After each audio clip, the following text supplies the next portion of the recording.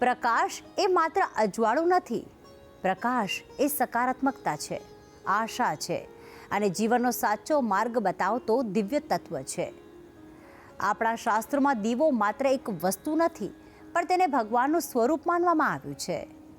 તો આવો આજે ખાસ વાતમાં જાણીએ કે દીવો બુઝવવાની સાચી રીત કઈ છે અને તેની પાછળનું શાસ્ત્રીય મહત્વ શું કહે છે. જજાગ્રતો દૂરમુદયતિ દૈવન તદુસુપ્તસ્ય તથૈવૈતિ દુરંગમન જ્યોતિખાન જ્યોતિરેકંતન મે મનઃ શિવ સંકલ્પમસ્તુ. જય ભગવાન મિત્રો, હું છું પ્રફુલભાઈ પંડ્યા. ભક્તિ સંદેશ કાર્યક્રમની અંદર આપનું સ્વાગત છે. દર્શક મિત્રો, આજનો જે કાર્યક્રમ જે છે એ કાર્યક્રમ જોકે મને બહુ સરસ લાગ્યો છે, કેમ કે ભક્તિ સંદેશ કાર્યક્રમને જોનાર એક દર્શક મિત્રએ મને ફોન કર્યો કે શાસ્ત્રીજી, દીવાને જો ફૂંક મારીને ઓલવવામાં આવે, બુઝાવવામાં આવે તો એ બુઝાવવાથી શું પાપ લાગે? એનું પ્રમાણ શાસ્ત્રમાં શું છે તો એ પણ જાણકારી હોવી જોઈએ. અને હું હંમેશા વાત કરું છું શાસ્ત્ર પ્રમાણિત. તમે જો ફૂંક મારીને કોઈ દીવો ઓલવો છો તો એનાથી લાભ કે નુકસાન એ બંનેની વાત કરું છું. પહેલું તો કે લાભની વાત તો ના હોય, કે દીવો પ્રગટાવવાથી લાભ થાય અને દીવો બુઝવવાથી નુકસાન જ હોય છે, ચાહે જાણતા હોય કે અજાણતા હોય. કેમ કે આપણું શાસ્ત્ર એવું કહે છે કે દીવો કરવાથી શું થાય? કલ્યાણ થાય છે. તો દીવો બુઝવવાની જરૂર શું કામ પડે? પણ અત્યારે હાલની જનરેશન પ્રમાણે જોવા જઈએ તો જન્મદિવસ આવે એટલે કેક કાપીએ, ઠીક છે, મોં મીઠું કરીએ, કેક કાપીએ, બરાબર છે, પણ એની પર દીવો મૂકવામાં આવે, મીણબત્તી પ્રગટાવવામાં આવે. ચલો, મીણબત્તી પ્રગટાવીએ છીએ એ પણ સારું છે, પછી પાછી ફૂંક મારી ઓલવી નાખે છે. તો શાસ્ત્ર કહે છે મુખવાદે ન યો દીપમ. શાસ્ત્ર પ્રમાણિત પહેલાં વાત કરીશ.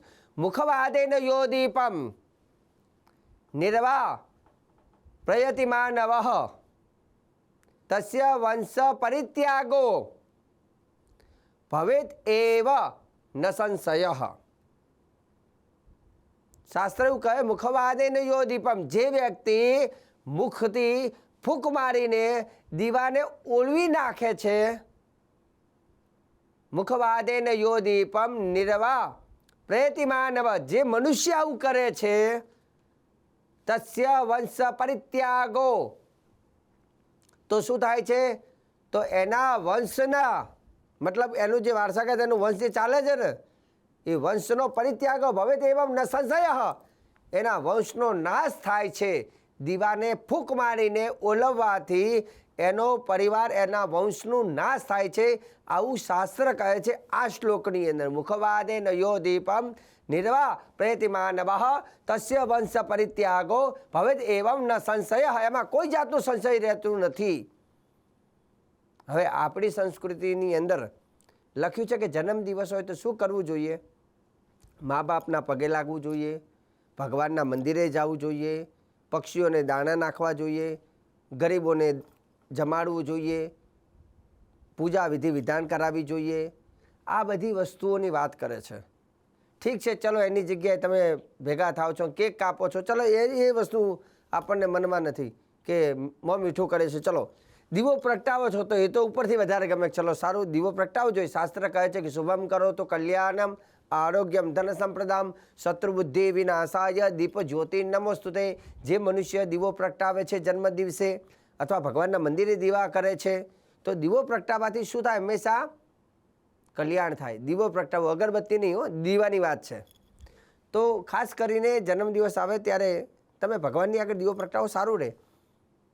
પણ જો તમે દીવો પ્રગટાવો છો તો એનો વાંધો નથી, પણ પ્રગટાયા પછી એને ફૂંક મારીને ઓલવી નાખો છો પાછું.